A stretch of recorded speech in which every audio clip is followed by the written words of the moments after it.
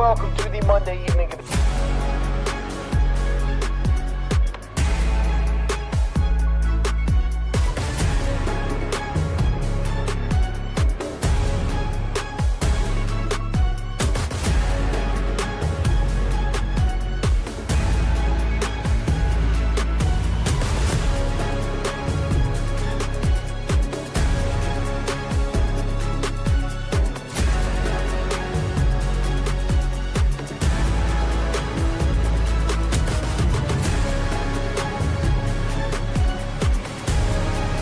Ball like I do after dark. It's a must listen. It's where I go to get my hoops fixed. This is Field of 68 after dark.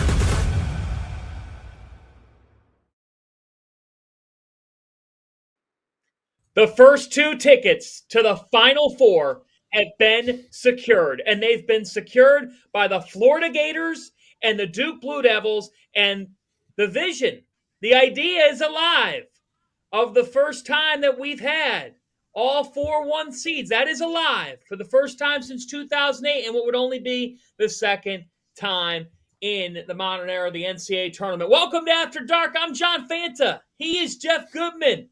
And Jeff, before we get to what happened earlier tonight with the Florida Gators, we are in the moment. It is fresh. The Duke Blue Devils had clinched a trip to the Final Four, 85-65. They beat Alabama. And Jeff, I'm going to start by giving you this note that I think sums up Duke's greatness. They're the first team to score 85-plus points in each of their first four games of the NCAA tournament en route to the Final Four since 1992, Indiana. Your reaction to Duke?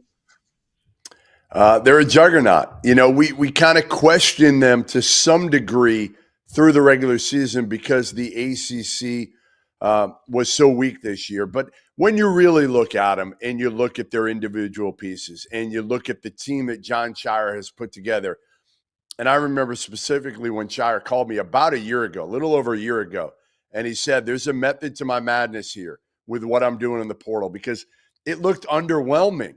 Malik Brown, Mason Gill, guys that just didn't blow you away. He said, I need the right guys that accept their roles, the right guys that will fit around Cooper Flagg and protect Cooper Flagg. Well, the other part of this, John, is these three freshmen were never freshmen.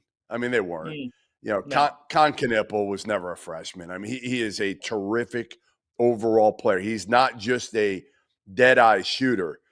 This is a kid that can guard. He can make people better. He makes all the right decisions. And Kaman Maluach was the guy tonight. I mean, he really was. Defensively, Mark Sears was terrified of when he got in the lane. He didn't know what to do, and he wasn't the only one. Grant Nelson, too, every shot he took, I think he was hearing footsteps from Maluach. So this Duke team is as good offensively as they are defensively, and that's the scary part of the Blue Devils right now. Defense won this game. In a battle of the most efficient offense versus the highest scoring offense, who was going to step up and get into the other defensively and make it really hard? Rob Doster is with us now from the Prudential Center, but this was a game that with less than 8 minutes to go, Duke's lead is cut to 7. Cut to 7. Jeff, you tweeted it. How would Duke handle the game pressure? They proceeded to go on a 13-0 run. A 13-0 run. I think Rob's coming a little bit unclear here, so I'm going to stick with you here, Jeff, before I can get Rob confirmed clear. 13-0 run, Jeff, in which they frustrated the heck out of Mark Sears. Mark Sears at one point, Jeff, is driving it on Cooper Flagg. He travels. Then he comes down, and Tyrese Proctor draws a charge. 2 of 12 for Sears, 8 of 32 from 3 for Alabama. We do have Rob in clear. Rob, you just covered this game. You just saw it. How about Duke's defense to produce a 13-0 run and seal the game? Yeah, I thought that the size of Duke was just the ultimate difference maker for him here. Mark Sears really, really struggled being able to deal with a lineup where the smallest guy on the floor was 6'5", 230 Sion James, right? They switched everything at the start. They switched 1 through 4 when Cliff Amore was out there. They were able to give him different looks. They were able to completely take Alabama out of what they wanted to do offensively. It was the total opposite, guys, of what we saw on Thursday night when BYU tried to go under every single screen. Duke just blew up everything Alabama wanted to do. And to me, the most impressive part, we all love Cooper Flagg, right? Guy's going to be the number 1 pick. He looks like one of the best players we've seen in college basketball in the last decade. And I thought it was the first time this season where it looked like he was really bothered by the length and athleticism that he had to deal with on the floor around him. He was 6 for 16 tonight, full of turnovers. He had the wedgie that he threw up. It looked like he was forcing it. It did not look like your quintessential Cooper Flagg game. And Duke still was able to keep this Alabama team that put up 113 points on Thursday night, basically at arm's length the entire game. It's the truth. I mean, Jeff, think about this too. You talk about Knipple. Cooper Flagg and Con Knipple, this is from Jared Burson, the first pair of freshmen to each have a 20.5 rebound, 5 assist game in the same NCAA tournament. Flagg on Thursday against Arizona, Knipple tonight against Alabama. This is not your typical freshman class. Malawach is beyond his years in feel and presence, but at one point tonight with about 9 minutes to go, Knipple found Sion James for a slam.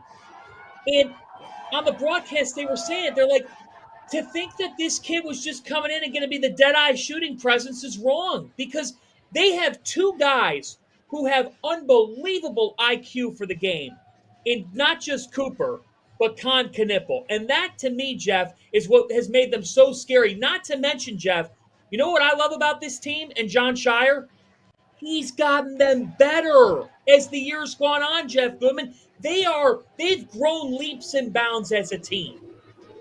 And even when Cooper isn't dominant, you know what he is? He takes a lot of pressure off the other guys no matter what, and he still makes them better, right? He still makes them better by making the right – he had a couple poor decisions in there, but for the most part, he's making the right decision. He's not forcing a ton. And, again, there's so much attention given to Cooper Flagg that it gives other guys easy opportunities. I thought Tyrese Proctor was really good again, shot the ball well. He's been so consistent so far in the NCAA tournament, kind of that underrated guy that, again, we kind of picked on a little bit a year ago because he didn't live up to Rob Doster's expectations or a lot of our expectations. But he's done so this year and just kind of settled into his role. And, again, this is a team that's on a mission. You can see it with them. We've said it all year. You see it after the game, even when they interview Con. They're businesslike. They're not celebrating. They're having fun. They're enjoying this, but they're not going crazy on it. They're not acting like 18, 19-year-old freshmen, the core of this team. They are acting like, you know what? We're supposed to be here, and we're going to win this whole damn thing. We got 2 more to go. You know what, Rob? John Shire's got some Jay Wright in him. He's got some Jay Wright in him. And I know that he's got a long career ahead of him to get those types of numbers, but listen to the post-game interview. Jeff, did you hear him? He goes, we got back to the fundamentals. What was Villanova built on? Stopping on 2 feet, using your pivot foot, doing the basics, culture. Knipple's answers are all, I mean, some of them are flat out boring. But that's how some of those elite Villanova teams got it done, where they didn't give away too much in the press conferences. They didn't reveal much bulletin board material. When they stepped on the floor, though, man, they got killer instinct. And, Rob, I thought we felt that tonight. When you think about Alabama coming in this game, to see Mark Sears, we thought that he could have issues with Duke's length, but he shot 2 of 12. And Alabama shot 8 for 32. You were sitting courtside, Rob. What did you make of one, the way that Duke was able to stop Bama, but 2, like how did Bama only manage to score 65 points in this game when they averaged 91? Well, I don't think it was just what Duke did defensively that made Mark Sears have that tough of a night, right?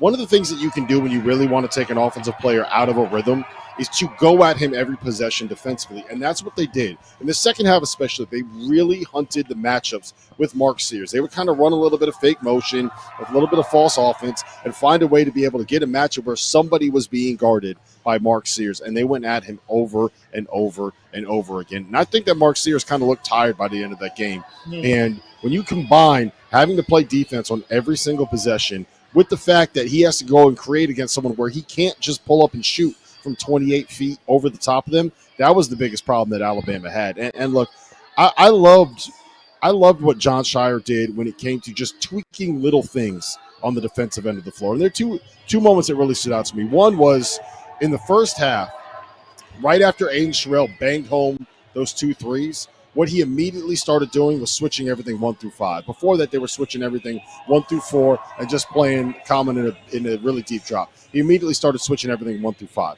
And later in the first half, there was a possession where they brought in Patrick Ngamba, and on the first possession, he missed a switch, and they got Grant Nelson driving lane to the layup. Shire calls a timeout and immediately brings in Malik Brown, and they start switching everything 1 through 5 because Alabama had gone to a smaller lineup. He knew what he wanted to do against the different lineups that Alabama had. He knew what the answer was going to be, and he wasn't afraid of making those changes immediately. And to me, that is what coaching is right there. It's not just the game plans. It's not just recruiting. It's the in-game management. And I thought that tonight was a masterclass from John Shire. I was really impressed with what he was able to do possession by possession. He has complete control over that game. As soon as they get the ball over half court, everybody on that team is looking at him. He's calling out a play. And most of the time, it ends up working. Jeff, you've been covering John Shire a long time. You covered him as a player. You're now covering him as a coach. Tonight, he got his 89th win at Duke in his 3rd year. That matches Brad Stevens in his first 3 years at Butler and Brad Underwood in his first 3 years at Stephen F. Austin for the most wins by a head coach in their first 3 years. The next win will give him the record. When you think about John, and at the age of 37, he had the unenviable task of replacing Mike Krzyzewski. What do you make of the job that he has done? You know, the great thing about John Shire you could always say about him was his maturity and his intelligence. You know, that's on the court and off it. Now, he can have some fun. We've seen it, right? We've all seen it.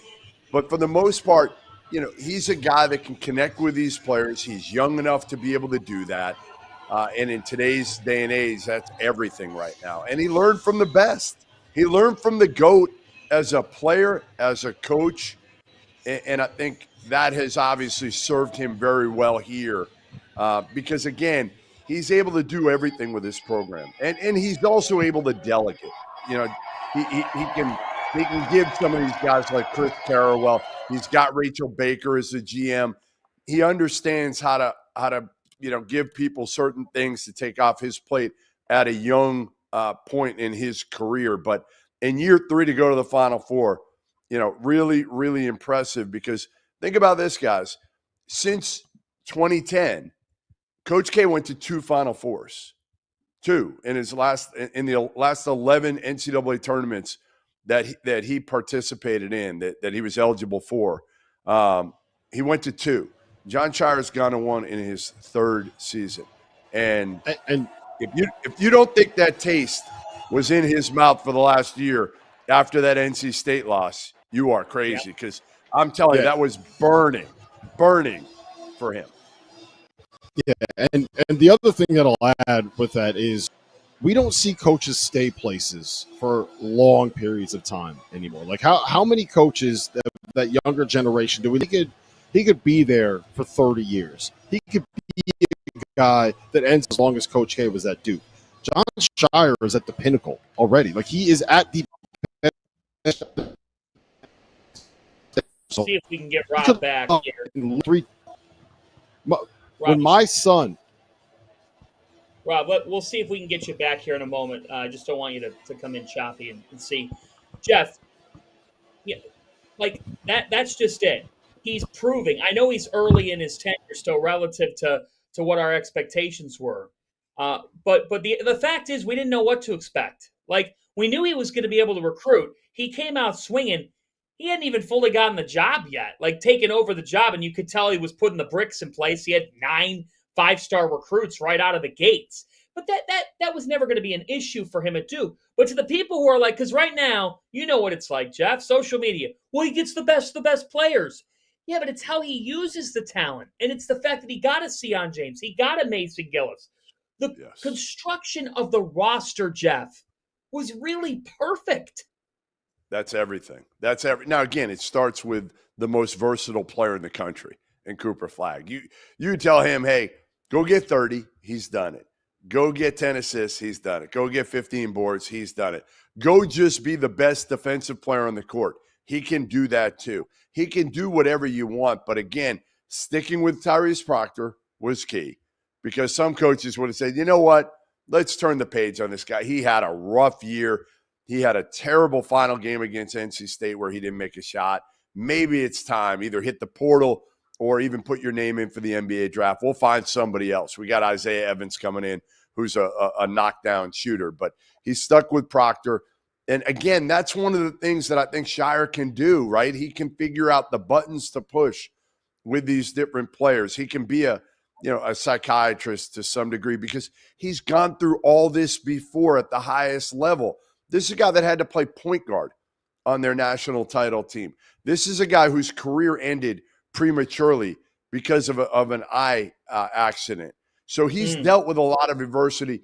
He knows how to keep these guys in the right frame of mind when they are going through some ups and downs. But you're right. I mean, he put together this team, Fana, that is perfectly woven in terms of, again, Malowacz being that rim protector, that lob catcher that we see tonight in the Derek Lively mold. You look at Khan, and I talked to Khan a few years ago, Tony Bennett, about Khan a few years ago at the Peach Jam. Man, he raved about this kid. He didn't play at the Peach Jam. He was playing on another circuit or another event, and he was taking a flight out to see Khan and absolutely raving about this kid. And now I know why. And this is just a really good team, not just Cooper Flagg. This is a really good team coached by a young superstar. And can we give Tyrese Proctor his flowers? Because tonight he had 17 points on 7 of 10 from the floor, 5 rebounds, couple of assists, 36 minutes. We've got Rob back now. Rob, coming in this year, you say goodbye to Jeremy Roach. You say, you know what? Sorry, happy trails. We're changing things up with what we do. All right, Tyrese, we're at ACC Media Day. I remember it like it's yesterday, and our table debated if Proctor could handle being that dude. And it helps when you've got Flagg and Knipple around you. But, Rob, Tyrese Proctor has had a hell of a month of March. Yeah, I made this comment the other day to Goodman. I don't know if he agrees with me. It reminds me quite a bit of the Quinn Cook situation back in 2015 when they won the title with Tyus Jones and Jaleel Okafor. Quinn Cook was a guy, McDonald's All-American, 5-star recruit, came into Duke, was the starting point guard as a junior. Tyus Jones comes in, he's got to move off the ball, he's got to sacrifice, he's got to accept a role, and that acceptance is what allowed them to be able to go win a national title, right? He played a huge part in that by saying, I can sacrifice for the betterment of the team. And I think we've seen Tyrese Proctor do that this year. He's embraced this idea that I can just be a piece. I can play off the ball. I can be a knockdown shooter. I'll be a 3-and-D guy if you need me to. If you want to put me in ball screens, I'll do that too. Whatever you need me to do, I will do it so we can win. And I think that you have to give him a ton of credit for that. And one thing on Jon Scheyer I just wanted to mention, I think he has to get credit for being willing to make this program his own. He didn't follow exactly the Coach K model. He went out and he hired Jay Lucas off of a Kentucky staff. That's not a guy that comes from Duke. How many assistants did Coach K have that weren't from the Duke family? Nolan Smith isn't here for a reason, right? I think that he was able to – he was the first guy to hire a GM. Goodman, you mentioned Rachel Baker. He was able to be innovative. He was ahead of the curve on a lot of the stuff, and he was not afraid at 35 years old, replacing Coach K, to make this program his own in his own mold. I think you have to give him a lot of credit for having the intestinal fortitude, shall we say, to be able to do that at that age. Jeff, I'll be honest here. I'll be surprised if they don't win the national championship. They're the best team. They're the most complete team. Doesn't mean that on Auburn or Florida's best day, or Houston just putting them in the meat grinder, or Tennessee, Ziegler and Lanier. I mean, it's basketball. Anything can happen. But I'll be surprised if Duke, first off, if they're not in the national championship game, I'll be shocked because I think on prep, I think full energy, they're going to be more than ready. I would be surprised if this team, Jeff Goodman, isn't cutting down the nets in San Antonio. They are absolutely the firm, clear favorite. Well, the thing is, I mean, you look at tonight, this is probably the toughest team that they played against other than Auburn all season. And they beat Auburn at home. That was earlier in the year. But, they won by 20 tonight in a game in which Cooper Flagg probably played his C game. And he's not going to do that again. Like, we know that. There's no way in hell Cooper Flagg is playing his C game again in the Final Four. So that's the scariest part. Tonight was the time that you needed to get him. Because I think you're right. I think they're the clear favorites now. I picked Florida before the tournament to win the whole thing. But, Duke, to me, you just look at them, their length, their skill, their basketball IQ, their defense, their ability to make shots, everything. They have everything. There's their bench, their buy-in from their bench, their depth, you name it, they have it. Yeah, we just watched the most complete team in the country. They shut Alabama down offensively. You don't hold Alabama to 65 points. It's the second lowest total Alabama scored all year by a point. With the lowest, how about this stat? With the lowest being Ole Miss. And you think about Chris Beard's team and the run that they had, and they personified toughness. The game got to 7, and Duke proceeded to hold them scoreless for 5 minutes. End of story. We got a break. Up next, we'll continue to have more reaction on this Duke over Alabama win. We'll get you set for Elite Eight Sunday with a couple more matchups. And we've got an exclusive conversation with now a Gainesville legend as Florida finds magic on one of the great comebacks we've ever seen. Next.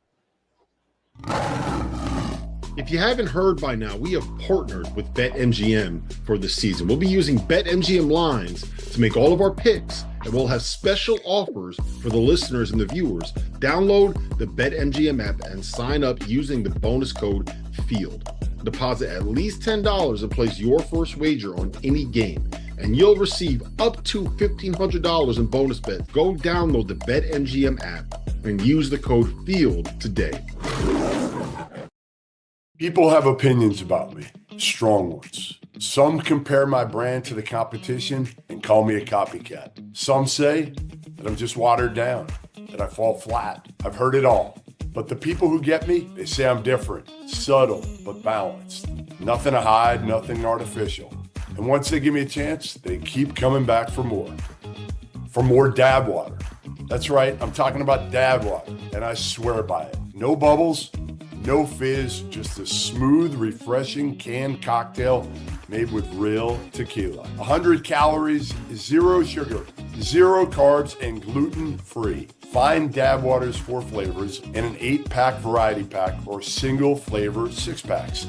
Dab Water invites you to enjoy its great lineup of products all tournament long. Take it from me, Jeff Goodman. Sometimes the most polarizing things are the best things. Dab Water, tequila, water, natural flavors.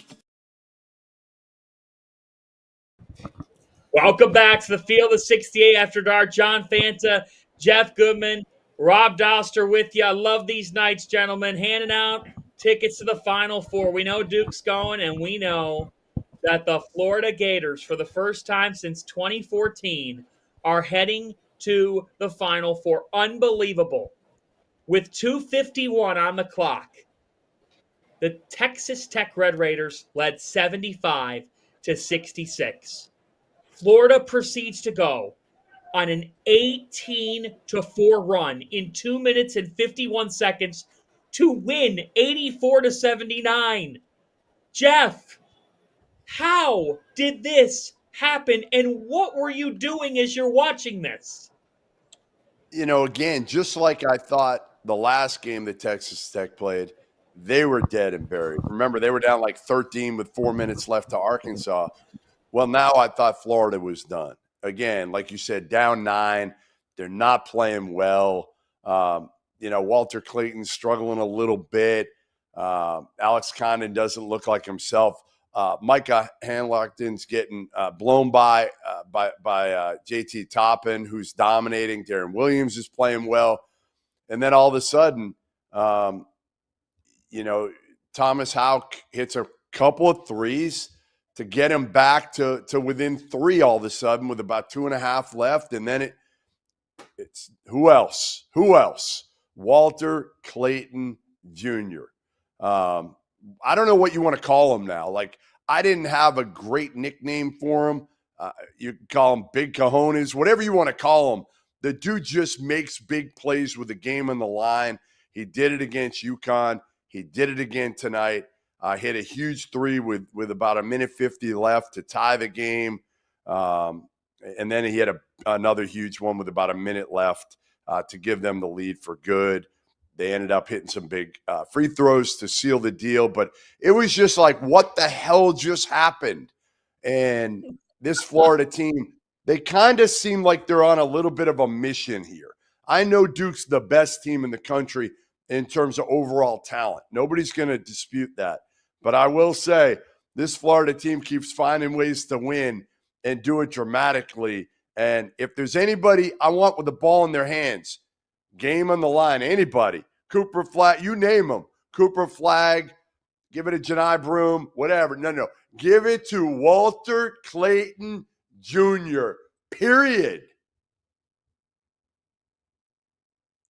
Yes. Rob, is you it on just mute? Feels like he looks, he just kind of, he's the most nonchalant assassin that I think I've ever seen in college basketball. Right? Like, he just comes off of these screens and he just kind of, he's like all cool, calm, and collected, and all of a sudden he just takes this like ridiculous fadeaway, off balance, contested jumper with 3 guys in his face, and they're down by 2 with 1 minute left in regulation with a chance to go to the Final Four, and it's nothing but net, and it's nothing. Like, it doesn't seem like he understands the moment that he is in a lot of these situations, right? It's like, dude, you should be nervous. Like, you shouldn't be that cool and calm and relaxed in that kind of moment under that kind of pressure. I think you're right, Gooden. Of anybody left in the tournament right now, if I need a game-winning shot with 10 seconds left, down by 2, game on the line, I think I'm putting the ball in the hands of Walter Clayton Jr. Wait, you think? No, I know. You know. Right, you know. Yes. I mean, it's either him or Cooper, and I think you got to give it to Walter Clayton Jr. He's done like 4 games in a row, man. Like, all he does is hit these daggers. It's ridiculous. Well, considering the stakes, considering what was in the balance, and you're down by 9, and you couldn't hit a 3 to save your life. Florida was missing some wide open looks. And oh, by the way, for about 10 straight minutes, up until we had 3 minutes to go, could Florida buy a stop? They could not stop Texas Tech attacking the rim. They had no answer, none, for dribble penetration. Texas Tech was just attacking at will. Considering all of that, it's one of the best comeback victories in the tournament that I can remember. They looked dead to rights. There were people that said, wait a minute, I walked away from the TV. How the hell did Florida win that game? You know how they first won the game? Because a 33% three-point shooter, Thomas Houck, launches 2 of them and buries both of them. Combine that with some missed free throws, and Todd Golden at the age of 39, shout out to Sean Farnham, who called it in 2022 on our set in New Orleans. He said, I believe that sometime in the next, I believe he said 5 years, we'll see Todd Golden make the Final Four, if not win it all. That was unbelievable. Yeah, we don't need to build up Sean Farnham's ego any more than it's already built up, okay? But he was right. He was. I mean, listen. Every what's the term? A blind squirrel finds a nut once in a while. There you go.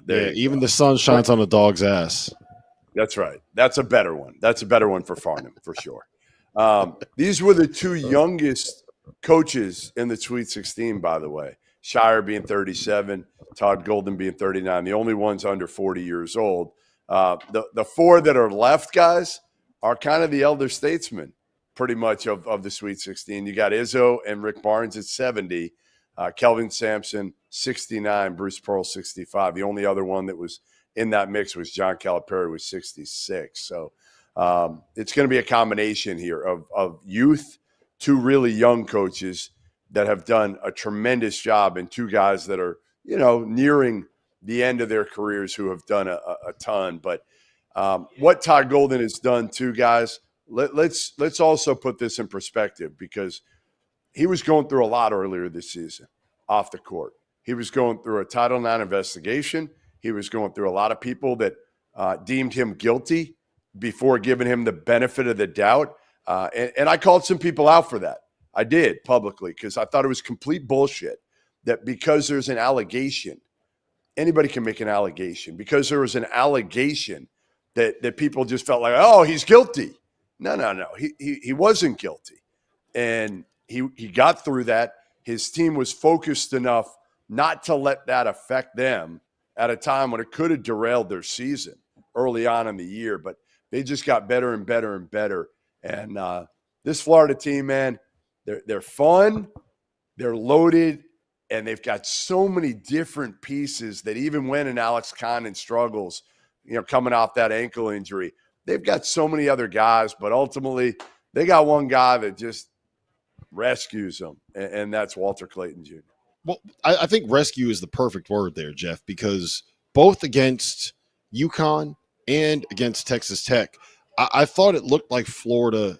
I don't know if nerves is the right word, but it seemed like the moment might have been a little bit too big for some of those guys. I don't think they played very well against UConn. I don't think they played very well against Texas Tech. I think that they did enough to get themselves in a position to be rescued by Walter Clayton. And tonight it was Tomahawk too. I also want to give a shout out to Todd Golden because of something that happened in the final 3 minutes. When it was 75-66, they intentionally fouled down to put him in the one-on-one. They tried to get JT Toppin the first time. They ended up fouling Darian Williams, who's an 84% free throw shooter. He missed the front end. Then they go and they bang a three. Then they do the same thing again to JT Toppin, who's a 60% free throw shooter. He missed the front end, and they go down and they bang another three. That is what won them the game, is that they got the ball back immediately on the front end of one-on-one. That is, you want to talk about analytics, like people think about analytics as something where it's like, well, you know what, you make a bunch of threes and you shoot this and we need to do this and these are the spots that we want to take shots. That's part of it. They think Ken Palm, that's part of it. You know what else it is? It's saying that when we foul a guy that shoots this percentage in a one-on-one, we get this percentage of an increase in the likelihood that we are going to win the game. That all comes from Todd Golden and Jonathan Sapphire on his staff. And shout out to them, man, because I don't know how many coaches would have would be willing to do that, right? Because it's a risk. Well, if you foul intentionally and they make it's a risk. Nobody. Yeah. Mm-hmm. Maybe nobody. I mean, we haven't seen it. We haven't seen anybody do it to that extent. And you're right. I mean, after Houck hits that three, you're like, all right, they've got a shot. He calls a timeout off the main three with 2:46 on the clock. Williams misses. You just said it. Toppin misses. I mean, that changes everything there. And I just think, I was thinking with when Clayton had the ball with just over a minute left, I'm thinking in my head, it's a 3-point game. Or no, it was a 2-point game. Like, you didn't need the three. You didn't need the three. And he says, Doesn't matter. Screw it. Doesn't matter with Walter Clayton, Fanta. He put it on the table, and you got to give him a ton of credit for having the stones to take and make that shot, because he misses it, and then you got to keep playing the foul game or whatnot. He probably would have. It does feel like destiny. It does, because let's face it, last Sunday, the way they played against Connecticut, you thought they could really be susceptible to dropping a game. Now, Jeff, they were fortunate, honestly, to get Maryland as a draw. Maryland was so distracted all week. That played a part. But tonight, I was thinking with 2:51 left, Jeff, I'm like, they kind of got a relatively easy path to the Elite Eight, and they ended up sort of being underwhelming in this tournament. Damn it, that they would not lose this game. The other side of this, Jeff, is Grant McCaslin. I mean, his team, what a season for Texas Tech. They're going to think about this all off season. Yeah, and they should be, again, I know they won't. They'll look at the missed opportunities at the end, just kind of like Arkansas did against them a few nights ago. But ultimately, you look at what Grant did, what this Texas Tech team did. They can build on this. They've got a ton of resources. Grant's a hell of a coach, way better than any of us thought he'd be in Lubbock, Texas. And he'll be there for a long, long time. You No, thought. I said that. That's absolutely true. But I don't think any of us thought he'd do what he did this year with this roster. And that's the impressive part. A lot of injuries, too, this year for Texas Tech. But they were right there. I wonder if the only thing I would say is, like, would you have tried to get the ball out of Walter Clayton's hands at the end? Like, that's the only thing. I would have made somebody else beat me. I don't care who it was, right? I would have made it. Somehow I would have forced it out of his hands and made somebody else beat me. But then you wouldn't have talked to Walter Clayton, and we've got that right now on the field of 68. All right, now pleased to be joined by none other than Mr. Clutch. That's what I'm calling you, Walter Clayton Jr., Mr. Clutch. I don't know what's the nickname you like best right now, because all you do is hit clutch shots. No, I don't even know. My nickname Walt. That's what everybody called me. I ain't got no other. What was it like there tonight? I mean, you played from behind before, so you know how to come back and win games like this. But, man, there's a lot of pressure on the line. You're down 9. It's late in the game. You know, you guys hadn't been playing great. What are you thinking at that moment? Honestly, man, I've been saying it the whole night. My mind was honestly just blank. You know, every time we was coming back to the huddle, we were just talking about, you know, playing to the final buzzer, a lot of time left, game not over. You know, to stay the course, don't break in adversity. So that's what was kind of going through the team's mind, and my mind was just locked in with the team, a little blank. Well, it wasn't just you either tonight. Tommy, Mr. Underrated, I call him. I mean, he came up huge. Those 2 threes, he was great in the first half, kind of keeping you guys at least within distance. How big is he? And just, again, I say it all the time about you guys. You get a lot of the attention and the notoriety, but you guys have so many players who help out. No, I've been saying it all year, man. I wouldn't have the accolades, everything that I got if it wasn't for them, man. They do a lot, man. Especially Tommy. You know, he just stayed the course. It's parts of Tommy's game that people haven't seen. You know, he's sacrificing for the team as well as other guys are. So it's just great to have Tommy on our team. I'm glad I ain't got to go against him. He do a lot for us.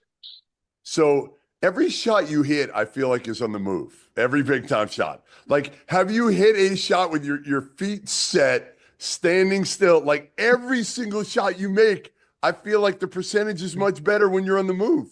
Nah, for sure. It's been a little tough lately, you know, to get a clean look. So got to shoot them on the move. All right, so what's it like when I say Final Four bound? What do you think when you hear that right now? Man, I think about all the times I was just a kid in my living room, you know, watching the Final Four. You know, it's just a blessing that finally going to be able to play in one. Does it, like obviously this is something that you wanted. It's that next step, right? Can you celebrate it, or is it, hey, you know what? We got to get back to work immediately, and we got a bigger prize here because a lot of people, myself included, have picked the Gators to chomp their way to the national title here. Nah, for sure, man. We definitely going to enjoy this. You know, I think this is a once-in-a-lifetime opportunity, man. You know, not many people get to do this. So we're definitely going to enjoy this tonight, possibly tomorrow, and then we're going to see who we playing, and we're going to definitely get back to work. How do you enjoy it, Walt? What's the celebration like when you get back to Gainesville? Man, just spending time together with the guys, probably going to go out, grab some food, you know, talk, laugh, you know, and reminisce on the moments a little bit, and then we're going to look ahead. I just wanted on the record that I was one of the first people, maybe the first national media person to be on the wagon here for the Gators winning the title. All right? We appreciate you. Well, listen, I'll see you in San Antonio. Can't wait. Hell of a game, man. You guys, you always have some drama. That's the good thing with the Gators. You always bring in some drama. We don't know if that's a good thing to us. Hey, we like it. I don't know if you like it. I don't know how nervous. Like, are there nerves down the stretch, Walt? No, I wouldn't say nerves. It's kind of just, I mean, I guess you could say like a couple thoughts, just going through your head, what if this happened? What if this happened? It can't end like this. But I wouldn't say no nerves. I think everybody pretty calm under pressure on our team. All right. Well, listen, see you in San Antonio in a few days, and looking forward to it. All right. Yes, sir. See you then. All right. Be good, man. That was fantastic. Trevor Valise says Jeff is chomping for the Florida Gators. Rob has to look at that again. Trevor brought up that Illinois, Arizona. That's wildly considered the most epic tournament comeback ever. A 20-5 run over the last 3 minutes and 48 seconds. Florida tonight went 18-4 in a full minute less than that, and they won in regulation, not overtime. So, Rob, I know you were at the Rock, but you're watching this game play out in terms of improbability in the history of watching these types of tournament games. Like, where's this sit for you? It's way up there. It was really cool because they put the game on the big TVs and it was packed in here and everybody was watching it. As Walter Clayton was hitting those big threes, like the place was going nuts. And the guys out there warming up for Duke and Alabama were like, what's happening here?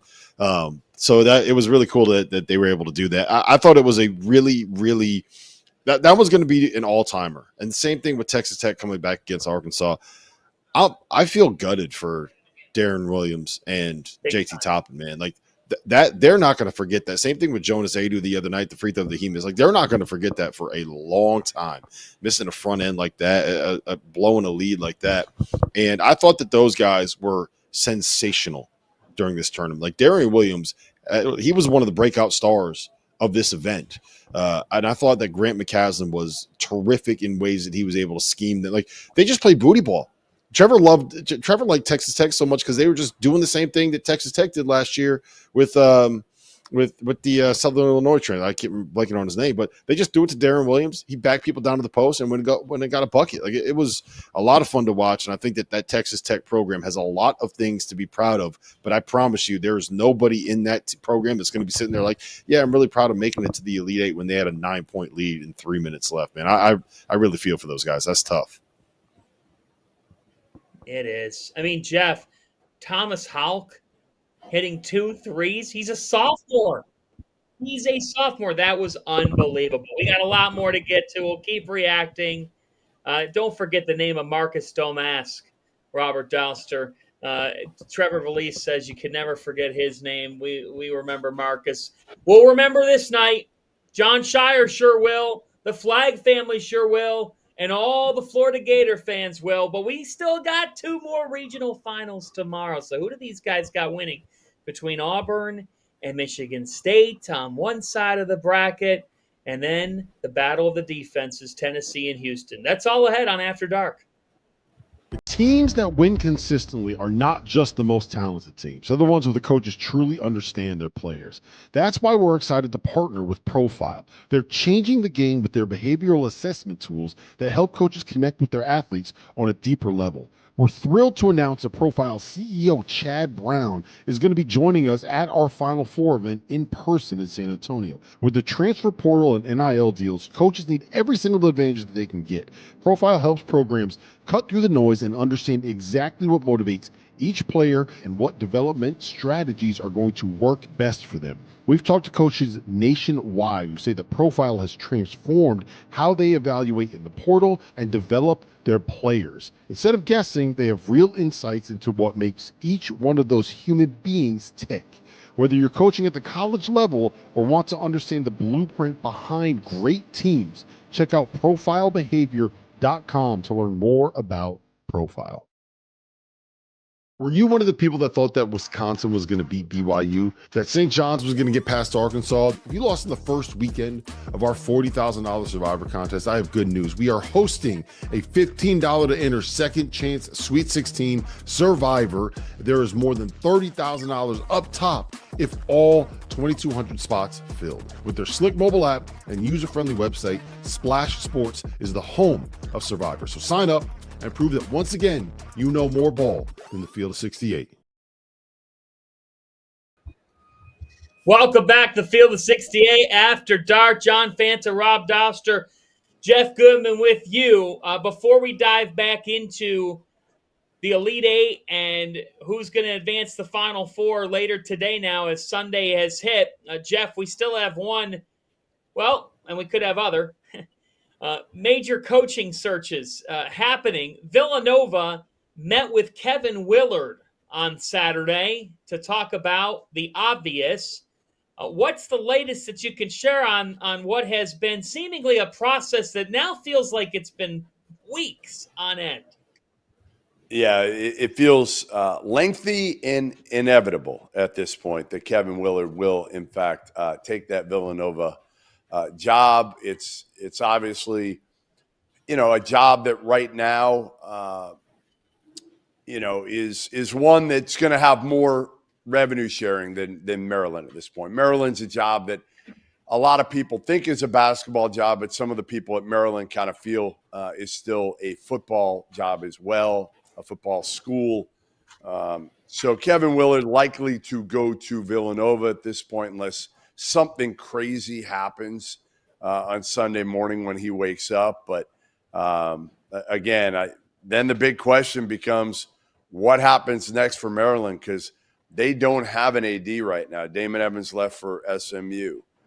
They've got a search firm in Daniel Parker handling this thing, but an interim AD, you've certainly got some money people that are going to be involved there in the process. But Buzz Williams is a name I've heard quite a bit about here for the last couple of days. I don't think it really fits in the Northeast, but if you look at his resume compared to a lot of the other candidates' resumes, you say to yourself, why not?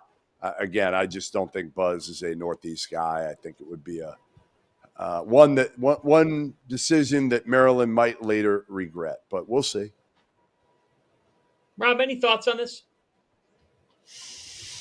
I think my main thought is that I don't love the way that it kind of played out, right? Like I understand Willard wanting to take a different job and what appears to be a better job based off the amount of NIL revenue that he's going to be able to share with players. But the way that this kind of played out publicly, the fact that it all went down when Maryland fans were experiencing what should have been the best season that they've had in like a decade, the way that happened, I don't think I loved. I didn't love the way that it felt like every single press conference hinted at something like this. So I don't know how much of that is on Willard either, because it felt like this wasn't a recruitment that happened behind the scenes. It felt something that was very public, and I don't know if that's Willard's fault. I don't know if it's his agent's fault. I don't know if it's Villanova's fault. I don't know what it is. These things quiet. It's just hard to keep them quiet, especially at a place like Maryland when you're involving two high-profile jobs like Maryland and Villanova. Stuff is going to get out. Now, generally, in these cases, the school, the coach, they get eliminated the first weekend. It doesn't drag another week. So you don't have to play this game. And Kevin Willard was, as Kevin Willard generally is, honest about some of the shortcomings of that Maryland job, likely on his way out. And that's just kind of who he's always been. I actually kind of enjoy it, certainly as a media member. I like guys that are honest. I don't like the bullshit. The honesty. Like the Yeah, the honesty part, yes, that I appreciate that, and that's part of the reason why I like Kevin Willard and enjoy interviews with him, enjoy interacting with him. Right? I honestly don't think that this is necessarily his fault. I think it's the fault of the system that we've built, and this is only going to start happening more and more as the cycle speeds up, as you have to get into the portal sooner and sooner and sooner. Like, you can't just have an open job sit there for 2 weeks after the season as you go find the right guy. Like, you got to get it done quick. Otherwise, that next year that you're going to have is going to be a disaster, right? And then you know because who you it can flip is. it quick. You also know who it is because everybody else has been knocked out. So it's so blatant that Villanova is waiting for Kevin Willard. And again, he can get up there and basically deny it. And then he looks like an asshole, right? He looks like an asshole if he says, no, I have not talked to Villanova or anybody else. So you can't win. I try to tell people, fans, this all the time. There's no way a coach can win because they're going to lie. They're going to have to lie. Or if they're honest, then they get crucified for being honest and talking about it publicly. So there's no winning. It's really a no-win situation.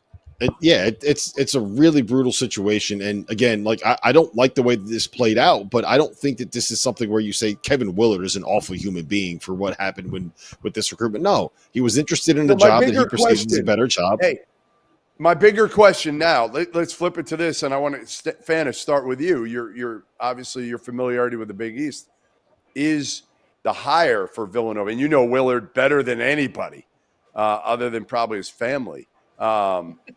Is Willard the right hire at Villanova, and why or why not? Well, he is the right hire because I don't think there's a guy that can be more in tune with that donor base. That donor base likes to do a couple of things. They like to watch a lot of basketball. They like to golf. Kevin would win a golf tournament of all coaches in college basketball. And they like to sip red wine. They drink red wine at the games. And if you put together all of the coaches in this sport and asked who would be the savant in a vineyard, it would be Kevin Willard because he is one of the all-time red winers that I've ever met in my life. That being said, red winers. That's what he looks like when he gets mad at a ref. He's a red whiner. Hey, Willard can be a whiner. To cap what you're saying, okay? I fully believe this. I fully believe this. Kevin has said to the degree the last week that he said, because he knows it's not normal. Rev sharing or not, we talk about rev sharing. These Big Ten and SEC schools will just find a way to do it under the table then. What, you think Nate Oates is going to be unable to pay his team because his AD gives him a figure in rev sharing? BS. It's a bunch of crap. The teams will still go and pay players. It's an open market. Give me a break. He's saying all this because he knows it's not normal for someone to leave a Big Ten school for anywhere, unless it's a blue blood. He was clearing the runway. In December, he asked for his team to stay an extra night in the city. And the person of authority that had to approve that denied it. Said you can't spend an extra night with your team in the city. The now interim AD. The now interim AD, Colleen Sorum, denied that request. And Colleen has been difficult to work with per the coach, that you're supposed to be accessible. And I have it on good authority that Maryland's top people, their higher-ups, were not very communicative and connected with not just the men's basketball coach, but it sounds like this is a bit of an issue departmentally there. Kevin came from being at a place at Seton Hall that has far less resources and is totally different, but he loved being the king of the frickin' hill. And the fact is, who's the king of the hill at Villanova University? If anyone knows Jay it, Wright. it's a guy like Kevin. Right. And who was Jay Wright's biggest rival in the Big East the last decade of his time at Villanova? Who's his biggest rival? Kevin Willard. Mm-hmm. Seton Hall was the only team that could really test them every game. In 2016, Villanova's last loss came to Isaiah Whitehead and Seton Hall. That connection stays. That respect stays.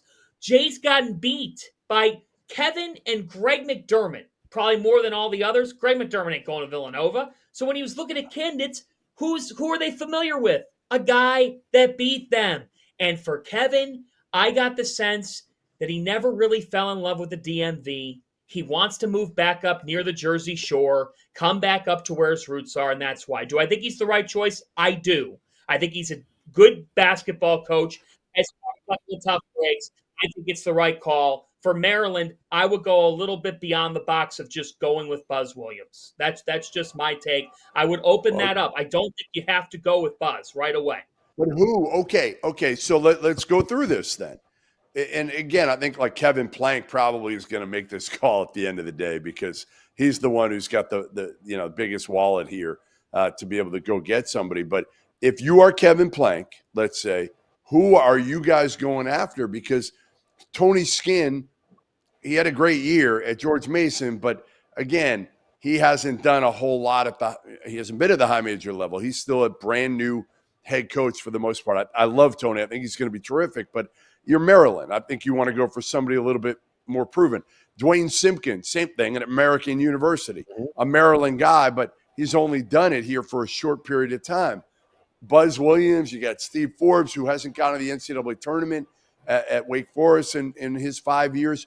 Who are you going with? And again, you know my feelings on Buzz Williams, but I will say this, his resume compared to everybody else you're going to probably bring up for me.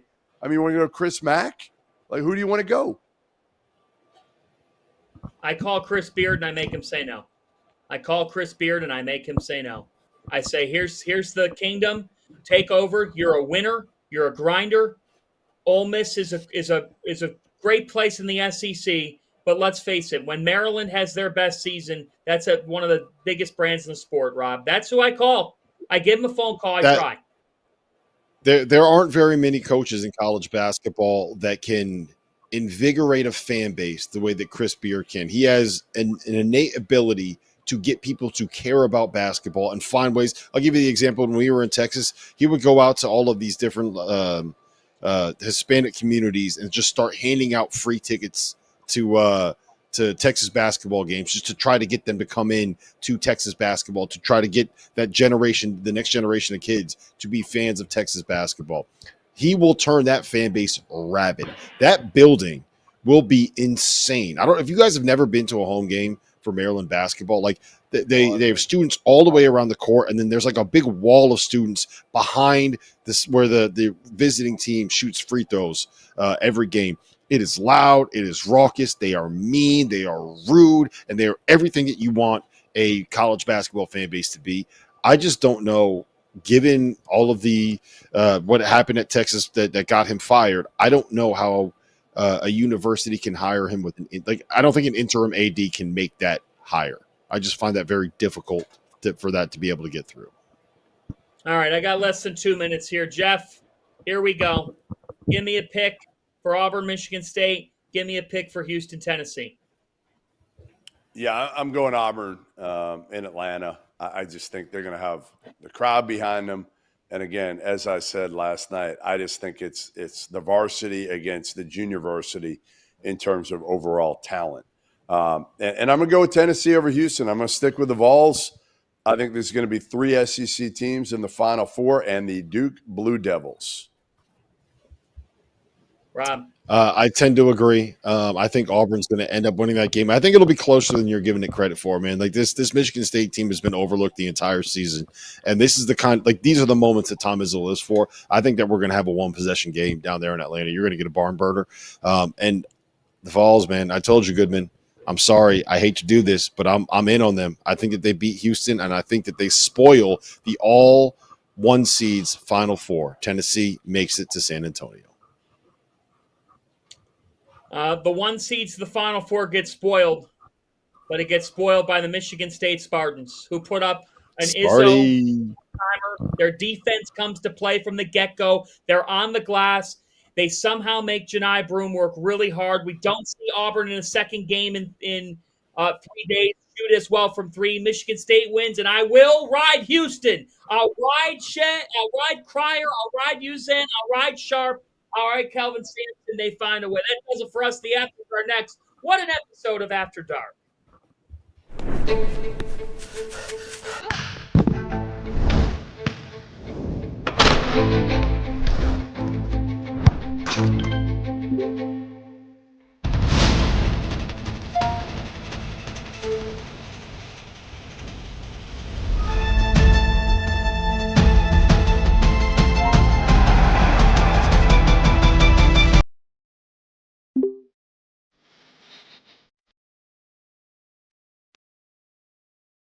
I have been looking for the best deal on March Madness tickets, which is why I want to give the sponsor of today's show, SeatGeek, a huge shout out. SeatGeek is the #1 rated ticketing app with over 28 million downloads and more than 70,000 events available. Now that March Madness is here, SeatGeek has your back.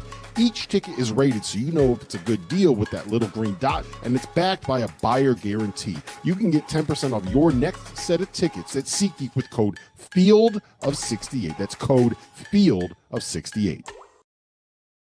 I want my home to feel like my home. So whether I'm looking for big furniture, just a small piece for my place, or maybe some storage solutions for the basement or the garage, the answer is Wayfair. Seriously, I needed a new patio set and fire pit for my backyard. I bought it on Wayfair. It looks great on our deck, and it gives me an excuse to fire up the smoker, invite some friends over, crack a couple beers. Just last week, I bought a new chair for my office, someplace comfortable to sit while the madness takes up the 4 screens in front of me. I got it on Wayfair, clicked a few buttons.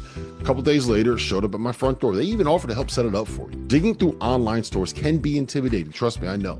It can be hard to find what you're looking for in your price range, but not on Wayfair. They have great options, even if you are balling on a budget like me. Wayfair has every style for every home, including mine and yours. So head to wayfair.com and shop everything home. That's WAYFAIR.com. Wayfair, every style, every home.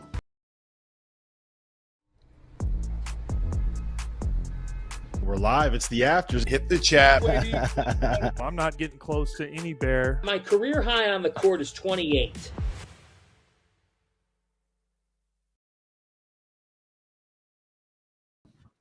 Welcome to the Afters. John Fanta, Rob Dalster, Jeff Goodman. We're taking your questions. Dagan Hughes will jump in here after about 2 or 3 minutes. We'll get your questions, and we will take them, and we'll take them for the next, 15 minutes or so. Jeff, think about this again as we come back on with the Afters. And, Rob, I want you to weigh in too. John Shire is now 89-21 as the head coach at Duke University. And he's going to a Final Four after last year he was in the Elite Eight. And this team tonight, I don't think we can overstate it. As the game went on, they got Alabama into submission. Alabama gave in. They ran out of gas. 13-0 run against that offense over 5 minutes. It was so impressive, Jeff, the way that Duke defended. It wasn't just the fact they won the game. It's how they won the game. And it's how this team has now won. They've won 31 of their last 32. Did you think that this team would be this great when you watched them against Kansas and Kentucky in November? Hell no. Who did? We knew Cooper could be this great, but we didn't know Khan was going to be this good. We didn't know Malowacz was going to be this good. We didn't know Tyrese Proctor was going to have this type of bounce back year where he completely bought into his role. And then all the role guys, again, they were brought in to protect Cooper, to fit into a system, and to accept their roles. And they've all done that and done that incredibly well. So, I think, again, what Duke did, and they've got the resources, certainly, again, to go buy a really good roster. But a lot of teams have that, and they screwed this thing up this year. Duke did their research. They didn't panic. They didn't just go get the most talented dudes and throw them together. They got a bunch of veterans that fit with these young freshmen and really helped these guys along and didn't try to take any of the flash away from them. It wasn't like two divided teams like there have been at Duke and other places where the old guys get pissed off because the young guys are the ones getting all the run and the shine. They knew what they were coming in here to do, Jeff. That's what it is. Malik Brown was recruited to be the sixth man to come in and be the defensive stopper that comes in. You throw on the switch in 1 through 5, and that is your job. That is why you're coming here. Do you want to come here? Yes, because I have a chance to win a national championship and play for Duke, and they're going to give me a big bag. Zion James, you're coming in likely to be the backup point guard. He ended up winning the starting point guard job, but you're going to come in and play a role. Mason Gillis, you were a winner at Purdue. Do you want to come be a winner here at Duke? You're going to be a 3-and-D guy. You're going to play 12 minutes a game off the bench, and he decided to go. They recruited guys that they knew were going to be accepting of the job that they're going to be asked to do. They brought Tyrese Proctor back instead of having him be one of the 7 guys that transferred out last year because he was going to buy into the role that they were going to ask from him. And I don't think that can be overlooked at all. When it comes down to the talent identification and finding people that fit within the system that you're trying to run. It's so hard to do that, guys. Like, we've seen it over and over again. When you're doing this speed dating recruiting in the portal, it is so hard to find the players that will actually fit personality wise. It's not like recruiting high school kids. You don't have 3 years to get to know them. You don't get to know their parents and their brothers and their high school coaches and their middle school coaches and everybody around them. Like, you got 3 weeks and you got like 3-4 days sometimes, and you have to trust that the people you're asking are going to be telling you the truth, instead of saying, oh yeah, he's a great kid, because you want that person wants them off his roster. Oh yeah, he's terrible, so you don't recruit him because they don't want you to go after him, right? So it's really, really hard to do, and I think Duke did an unbelievable job of it. I will just say, I'm loath to give Terrence Oglesby any credit for anything ever. I hate doing it. But he said back in November, Duke is going to be the best team in the country when we get to February, and he nailed that one. He got everything else wrong this season, but he nailed that one. I like this question from Bilal. Which championship matchup do y'all think would be the most entertaining? I'm going to say rematch between Duke and Auburn, knowing that there's unfinished business there. Jeff, you agree? 100%. I was there for the first one. And it was at Cameron, number one. It was at Cameron, so there was a clear home court advantage, and Auburn did not play well. So I would love to see that, just because, again, they've already played, put them on. Then those have been the two teams that we've said all season long have been 1A and 1B. Now, Auburn has not looked like 1A or 1B over the last 3 weeks of the season. But for the last 10 minutes of the game the other night, They looked like they were 1A or 1B when Janai and Chad Baker-Mazar were sitting on the bench with 4 fouls, and my man Tahad Pettiford just went bananas. Rob, yeah, that's the matchup. Here's Tanner. One, okay? For Duke, who would pose the hardest matchup? Josh says people are going to say Florida. Josh thinks it's going to be the winner of Houston, Tennessee, because of the defense that they would pose in that game and the way they could grind it down. Do you concur, Rob?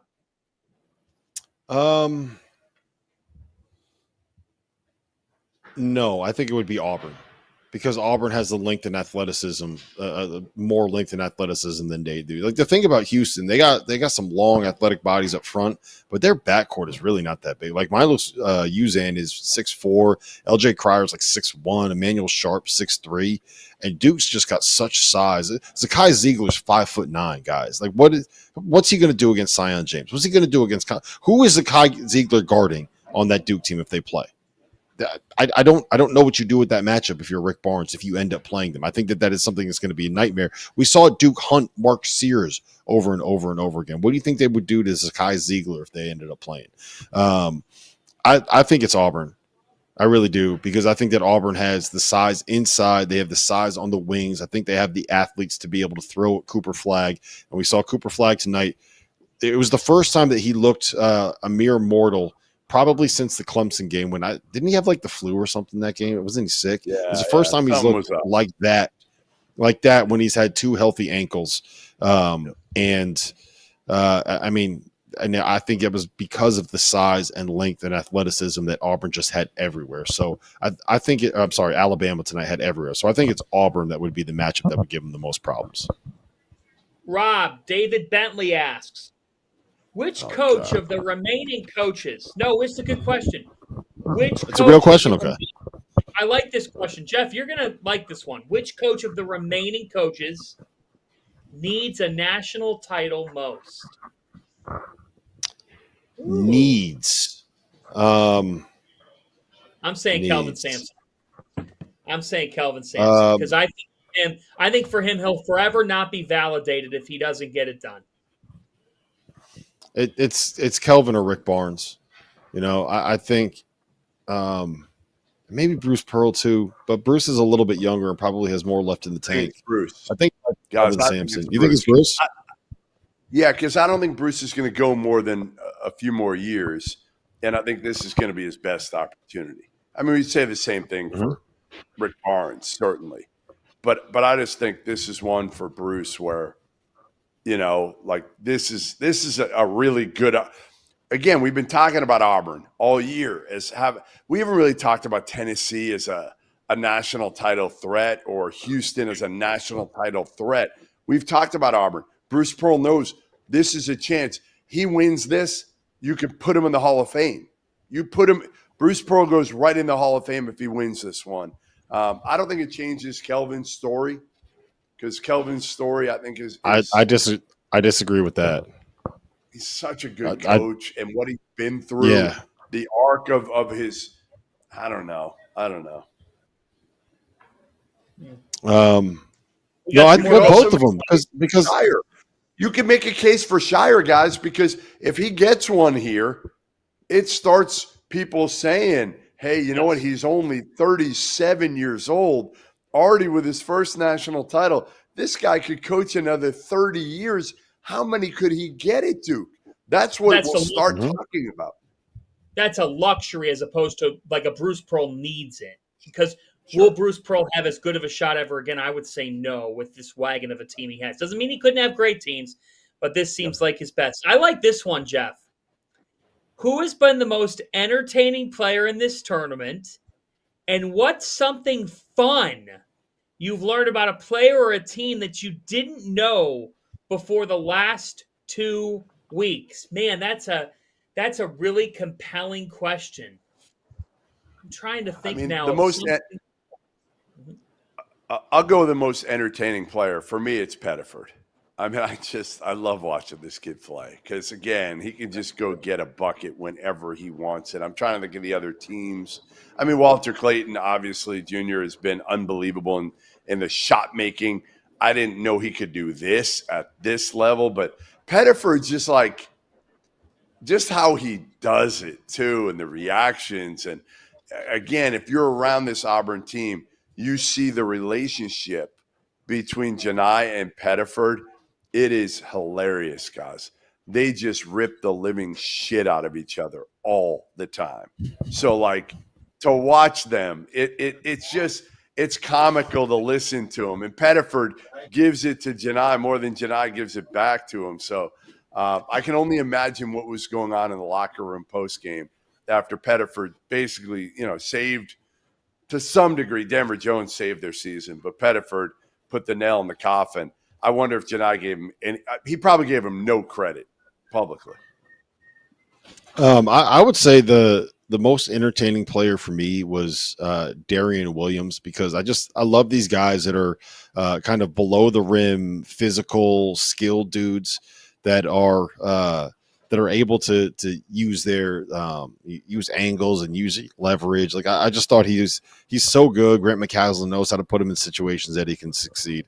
I will say, I think the thing I learned more than anything else is that next year, assuming Purdue gets Braden Smith back and Foster Loyer back and Trey Kaufman-Renn back and Daniel Jacobson is healthy, and those wings kind of you continue to develop, Purdue's going to head into next season as the preseason number one team in the country, guys. And I think that next year is the year where Purdue could very well win it all. I was really, really impressed with them during this run, more so than maybe I was late in the season. They lost 4 in a row, and I had real questions about whether or not this was going to be a team that can make some noise.